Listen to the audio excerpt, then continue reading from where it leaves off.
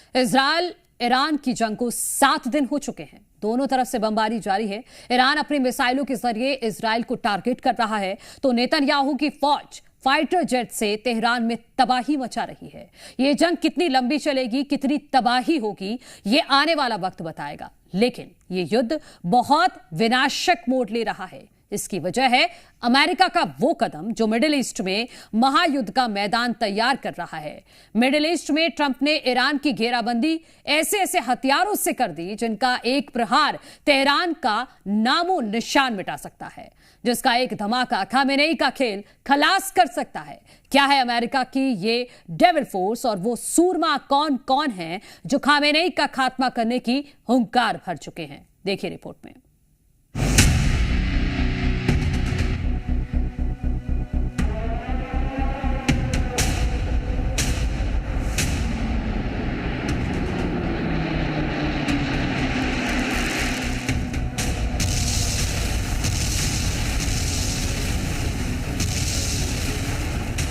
खलीफा का खात्मा करेगी ट्रंप की डेविल फोर्स। खामेनेई का खेल खल्लास करने के लिए सुपर पावर के सूरमा रहे हैं।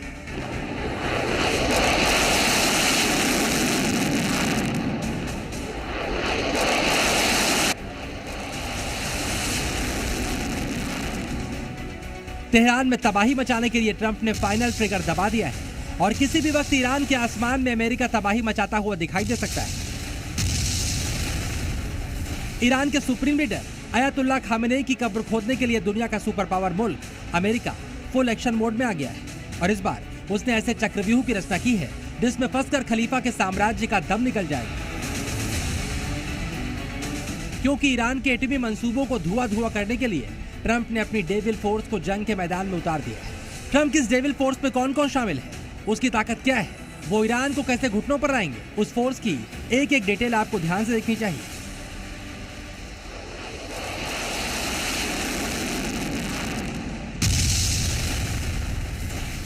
डेविल फोर्स का सबसे पहला बाहुबली है ये बम। पूरी दुनिया में इस विशालकाय बम को मदर ऑफ ऑल बम कहा जाता है। वैसे अमेरिकी सेना ने इस बम को GBU-43B कोड नाम दिया है। इतना विशालकाय बम अगर धरती पर गिरा तो उस इलाके में कितनी तबाही मच सकती है, इसकी कल्पना भी नहीं की जा सकती। ये बम भी अमेरिका ने ईरान की बर्बादी के लिए रेडी रखा हुआ है। मदर ऑफ ऑल बम का एक धमाका अफगानिस्तान की धरती झेल चुकी है। यमन के हूती विद्रोही भी इस बम की ताकत देख चुके हैं और अब अगला नंबर ईरान का है। ऐसे में अगर अमेरिका ईरान पर मदर ऑफ ऑल बम गिरा देता है तो जलजला आ जाएगा। तेहरान में आपको बता दें खून के आंसू लोग रोएंगे। और ये बम कितना शक्तिशाली है, ये कैसे हाहाकार मचा सकता है, इसकी बानगी इसको देखकर ही पता लगता है। इसकी बनावट से ही इसका पता लगाया जा सकता है। इस बम का वजन 9,700 किलोग्राम से ज्यादा है। इसकी लंबाई 9.2 मीटर और 41 इंच चौड़ाई है। इस धमाके से 11 टन TNT के बराबर ऊर्जा निकलती है जो सब कुछ भस्म कर सकती है।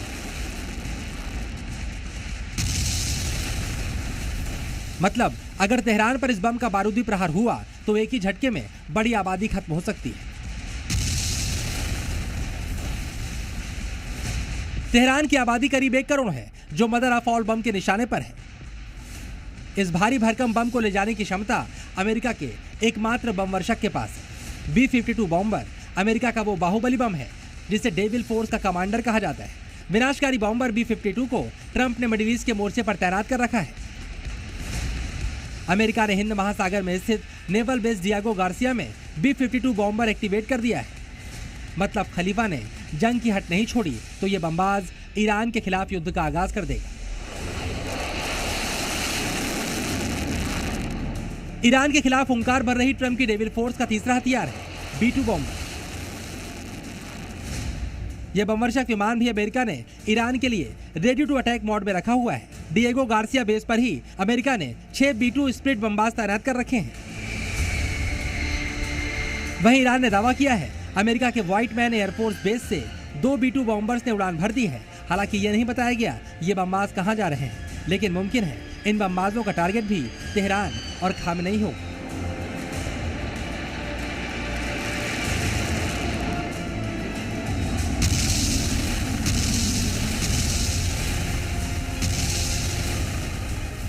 अमेरिका ने अब खलीफा को खत्म करने का मिशन तेज कर दिया है।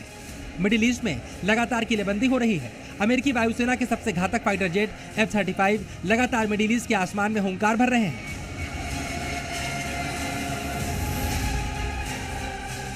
करीब 5 देशों से अमेरिकी लड़ाकू विमानों ने मिडिल ईस्ट की तरफ उड़ान भरी है। इसमें F-35, F-16 और F-22 रैप्टर शामिल हैं।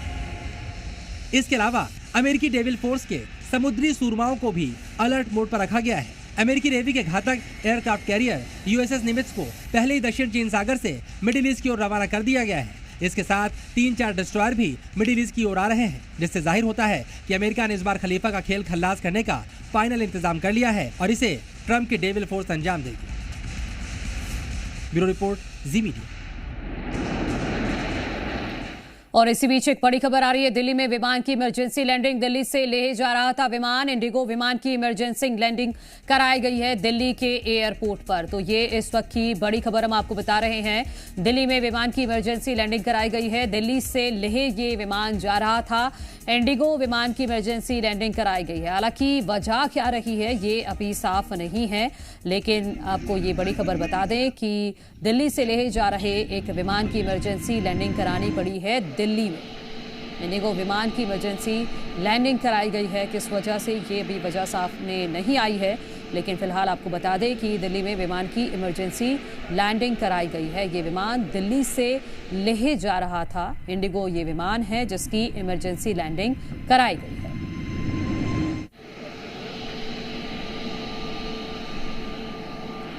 उस विमान के अंदर की तस्वीरें भी हम आपको दिखा रहे हैं।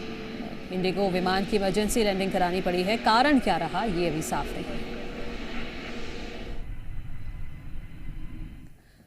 चलिए आगे बढ़ते हैं। इजराइल ईरान जंग में उत्तर कोरिया के सन की तानाशाह की एंट्री होने वाली है। किम जोंग उन ने ऐलान कर दिया है कि वो ईरान का साथ देगा। इसका मतलब यह हुआ कि ईरान के पाले में भी अब एटम बम आने वाला है और एटम बम पाकिस्तान ईरान के सपोर्ट में दागने वाला था और वो अब किम फोड़ सकता है। ऐसे में अगर किम ने ईरान की तरफ से जंग में मोर्चा संभाल लिया तो यह युद्ध कितना विनाशक हो सकता है, इस रिपोर्ट में देखिए।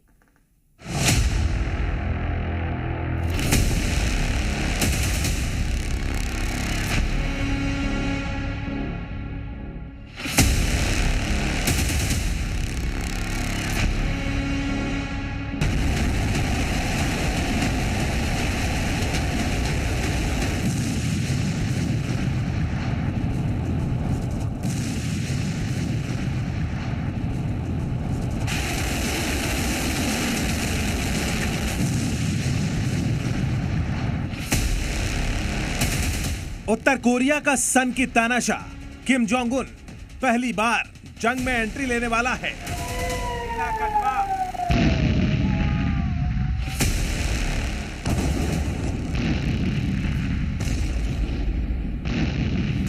नॉर्थ कोरिया के डिक्टेटर किम ने पहली जंग लड़ने का ऐलान कर दिया है।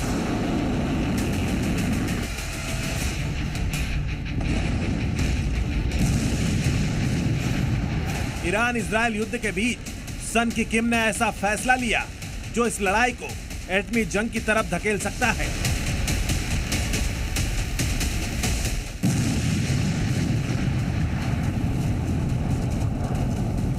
ऐसा कहने की एक नहीं कई वजह हैं, लेकिन सबसे बड़ी वजह यही है कि अब किम जोंग उन भी इस वॉर में कूदने जा रहा है।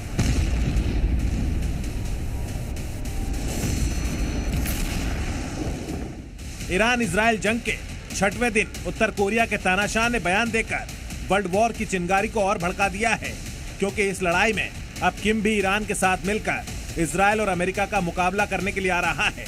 तानाशाह किम ने बयान दिया है कि इस लड़ाई में तेहरान अकेला नहीं है, नॉर्थ कोरिया पूरी तरह से ईरान के साथ है। किम के इस बयान का मतलब है कि मिडिल ईस्ट में महायुद्ध का ट्रिगर दबने वाला है और एटमी धमाके का अलार्म बजने वाला है।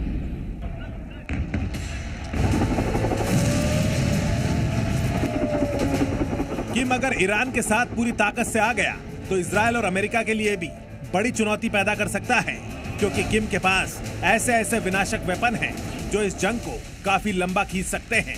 ऐसे में अगर अमेरिका या इजराइल ने ईरान पर एटमी हमला करने की कोशिश की तो ये भी संभव है कि किम जोंग अपना परमाणु बम फोड़ दे।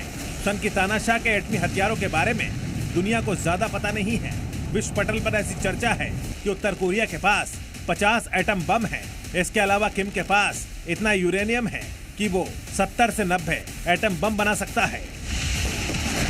इन परमाणु हथियारों को किम इंटरकॉन्टिनेंटल बैलिस्टिक मिसाइलों में भरकर अमेरिका को भी निशाना बना सकता है, क्योंकि उत्तर कोरिया के पास कई ऐसी मिसाइलें हैं जिसको लेकर वो दावा करता है कि उसकी मिसाइलें अमेरिका तक प्रहार कर सकती हैं। उत्तर कोरिया की राजधानी प्योंगयांग से अमेरिका की राजधानी वॉशिंगटन की दूरी 11,000 किलोमीटर है, जबकि प्योंगयांग से इजराइल की राजधानी तेल अवीव की दूरी 8,150 किलोमीटर है। और नॉर्थ कोरिया दम भरता रहा है कि इतनी दूरी तक मार करने के लिए उसके बारूदी तरकश में कई मिसाइलें हैं, जिसकी तस्वीरें वो सालाना मिसाइल परेड में दिखाता रहा है। ऐसे में आपको बताते हैं कि किम के पास वो कौन कौन सी इंटरकॉन्टिनेंटल बैलिस्टिक मिसाइलें हैं जिनकी रेंज 11,000 किलोमीटर से ज्यादा है। नॉर्थ कोरिया के बारूदी खजाने में हासोंग 13 मिसाइल है। ये इंटरकॉन्टिनेंटल बैलिस्टिक मिसाइल है। इसकी रेंज 11,500 किलोमीटर है, मतलब इस मिसाइल की पहुंच अमेरिका तक है।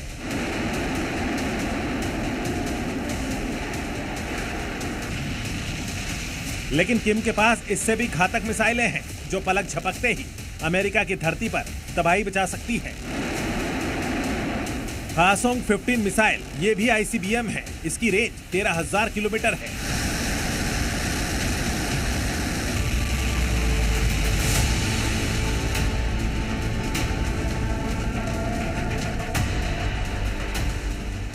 नॉर्थ कोरिया लगातार अपनी मिसाइल ताकत बढ़ा रहा है, मिसाइलों की रेंज को लगातार धारदार बना रहा है। उसने हासोंग 17, हासोंग 18 और हासोंग 19 मिसाइलें भी डेवलप कर ली है। हासोंग 17 और हासोंग 18 मिसाइल की रेंज 15,000 किलोमीटर है, तो उसका दावा है कि हासोंग 19 मिसाइल की रेंज 19,000 किलोमीटर है। इतना ही नहीं, उत्तर कोरिया सबमरीन से लॉन्च होने वाली मिसाइलों पर भी काम कर रहा है, जबकि उसने हाइड्रोजन बम बनाने का भी दावा किया है। यही कारण है कि अगर ईरान की तरफ से सन की तानाशाह ने जंग में एंट्री की तो मिडिल ईस्ट में महातबाही होना तय है। ब्यूरो रिपोर्ट, जी मीडिया।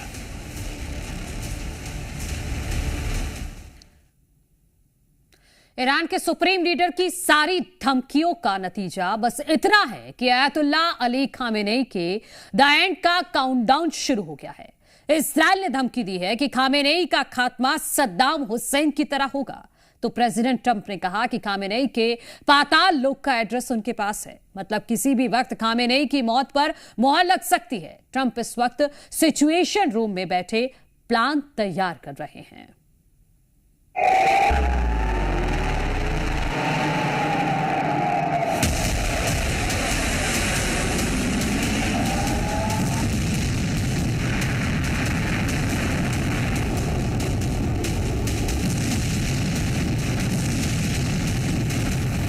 ईरान पर इजराइल ने 50 फाइटर जेट से एयर स्ट्राइक की है।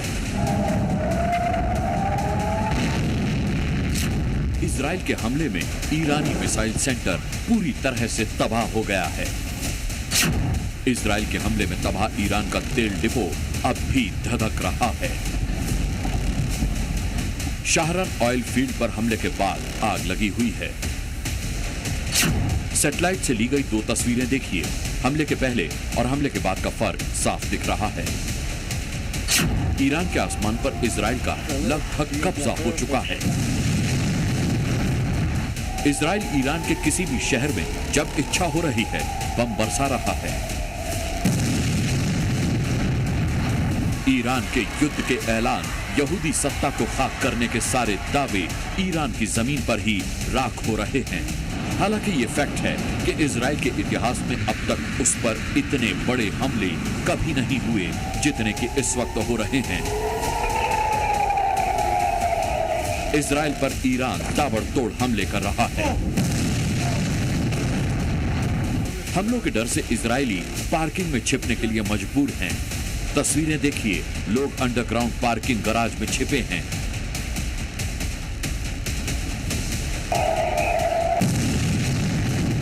ईरान और इजराइल के बीच भयंकर युद्ध छिड़ चुका है। जैसे हालात हैं उसे देखकर आशंका हो रही है कि ईरान के सुप्रीम लीडर आयतुल्ला खामनेई कितने घंटे तक जिंदा बचेंगे, क्योंकि जिस सेना के पास ईरान की अब कमान है उसके कमांडर्स की मौत ने उन्हें तोड़कर रख दिया है। खामनेई खुद प्राण बचाने के लिए छिपे हुए हैं। खामनेई का पाताल लोक, तेहरान का उत्तर पूर्वी इलाका, अल्बोरस पर्वत की श्रृंखला,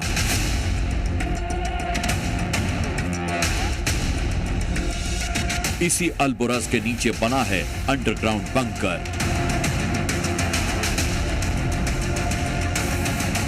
कहा जा रहा है कि जिसमें छिपे हैं ईरान के supreme leader ayatollah Khamenei.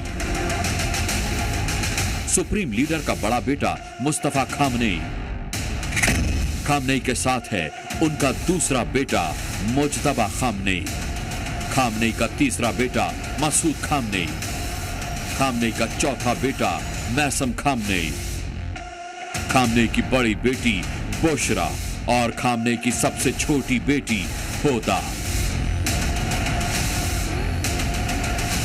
Donald Trump के पास ईरान के supreme leader ayatollah Khamenei and family का पूरा एड्रेस है, हर डिटेल है, लेकिन ट्रंप नहीं चाहते कि इस वक्त खामनेई का खात्मा कर दिया जाए। ऐसा क्यों है, देखने से पहले ट्रंप का सोशल मीडिया पर पोस्ट देख लीजिए। हमें बिल्कुल पता है कि तथाकथित सुप्रीम लीडर कहां छिपे हैं। वो आसान निशाना हैं, लेकिन अभी हमें उन्हें खत्म नहीं करना, कम से कम फिलहाल तो नहीं। हम नागरिकों और अमेरिकी सैनिकों पर मिसाइलें नहीं झेलेंगे। हमारा धैर्य खत्म हो रहा है। युद्ध किस दिशा में जा रहा है, इसका अंदाजा इसी से लगाया जा सकता है कि डोनाल्ड ट्रंप G7 की बैठक छोड़कर अमेरिका पहुंच गए हैं। अमेरिका के राष्ट्रपति ट्रंप व्हाइट हाउस में बने सिचुएशन रूम में बैठने जा रहे हैं। इस सिचुएशनल रूम में ट्रंप के साथ होंगे अमेरिकी आर्मी के जनरल।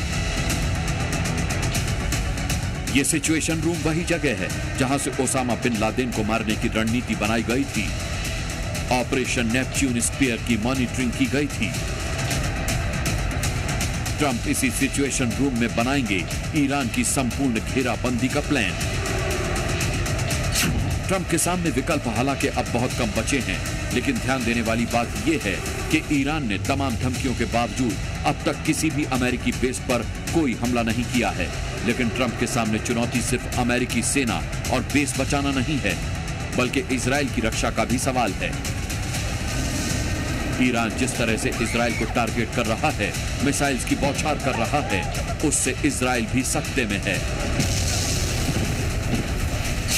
इजराइल से युद्ध के 5वें दिन ईरान ने दिन में ही बड़ा हमला किया है। इजराइल की राजधानी तेल अवीव पर ईरान ने भीषण मिसाइल अटैक किया है। इससे अब ईरान पर बंकर बस्टर बम का खतरा मंडरा रहा है। बंकर बस्टर से परमाणु ठिकानों पर भी हमला मुमकिन है।